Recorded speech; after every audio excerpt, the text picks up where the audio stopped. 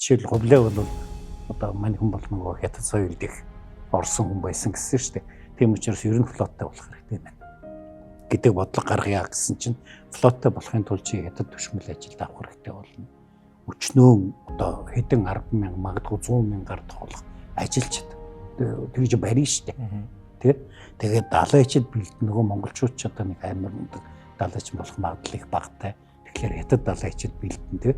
Ингээд ирэхээр зэрэг нөгөө талд нь нөгөө талын байлдаанд сурсан нөхдүүд манай уламжилт цэргийн одоо офицерууд шүү дээ. Тэд чинь та нар одоо юу гэдэг юм баахан гэдгээр дүүрч гисэн.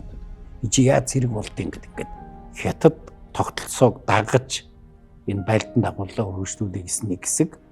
Тийм байдгүй маа талынхаа уламжлалаас ерөөсөө олдохгүй шүү гэсэн хоёр хэсэг үүсэж байгаа.